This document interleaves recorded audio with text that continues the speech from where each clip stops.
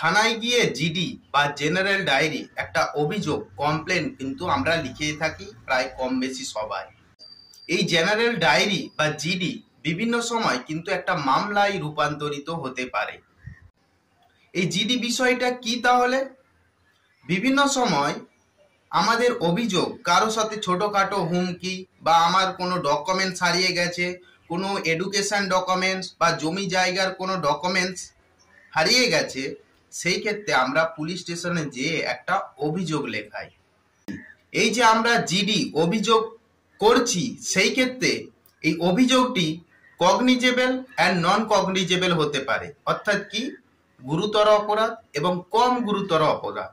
বেশিরভাগ ক্ষেত্রে কম গুরুতর যেগুলো অপরাধ আপনি পুলিশ স্টেশনে গিয়েছেন, একটা মৌখিকও বলতে পারেন বা একটা ছোট খাতায় বা খাতাতে আপনি লিখে নিয়ে যেতে পারেন।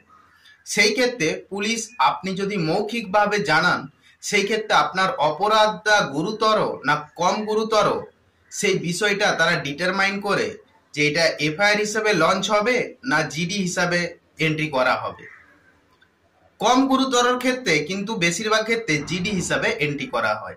কখন একটা জিডি এফআইআর হিসাবে লঞ্চ হবে অর্থাৎ মামলা হবে? প্রথমত আপনার সাথে কোনো ব্যক্তির একটা ঝামেলা হয়েছে, গালিগালাজ হয়েছে, হুমকি দেওয়া হয়েছে, সেই ক্ষেত্রে আপনি সেই ব্যক্তির নামে একটা জিডি থানায় গিয়ে জেনারেল ডায়েরি করে রেখেছেন। এবং দ্বিতীয়বার সেই সিচুয়েশনে এই ব্যক্তির সাথে বিভিন্ন ধরনের গুরুতর অপরাধ, এমনকি আপনাদের বাড়ির পরিবারকেও হসপিটালে ভর্তি করা হয়েছে বা আপনার ইনজিওর হয়েছে, একটা গুরুতর অপরাধ ঘটেছে, অর্থাৎ আগে যে জিডি করা আছে সেই জিডি ফের এফআইআর হিসাবে সেটা লঞ্চ হবে এবং সেটি তদন্ত হবে, ইনভেস্টিগেশন হবে। একটা আপনি তো জিডি করে রেখেছিলেন, সেই ক্ষেত্রে সেম ধরনের ঘটনা, এটা গুরুতর ঘটনা কিন্তু ঘটে গেছে, সেই ক্ষেত্রে সেটি এফআইআর হিসাবে লঞ্চ হবে, কোর্টে যাবে, জিআর রুমে যাবে, সেই ক্ষেত্রে কোর্ট প্রসিডিং শুরু হয়ে যাবে।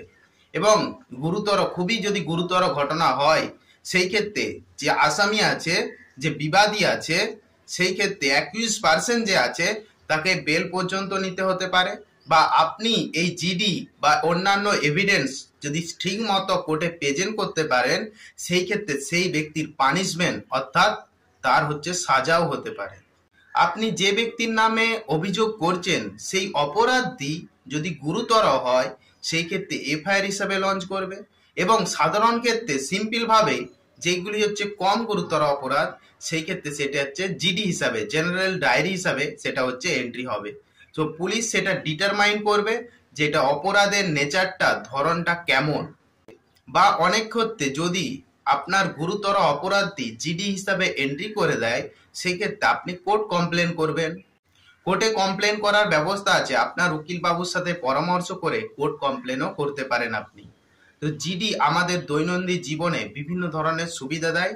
ধরুন আপনার কোনো ফোন হারিয়ে গেল, বা কোনো এডুকেশন ডকুমেন্টস হারিয়ে গেল, বা জমির কাগজপত্র হারিয়ে গেছে, সেই ক্ষেত্রে আপনি জিডি হিসাবে এন্ট্রি করলেন পুলিশ খাতায়, এবং সেখান থেকে একটা নাম্বার দিল, আপনি সেই জিডির কপিটা রেখে দিবেন। বিভিন্ন সময় কাজের সূত্রে আপনাদের জিডির এই কপিটা কিন্তু প্রয়োজন হবে, তাই জিডি করে রাখবেন। বা কেউ হুমকি বা সামান্য ঘটনা ঘটেছে, সেই ক্ষেত্রে জিডি হিসাবে আপনারা এন্ট্রি করে রাখবেন।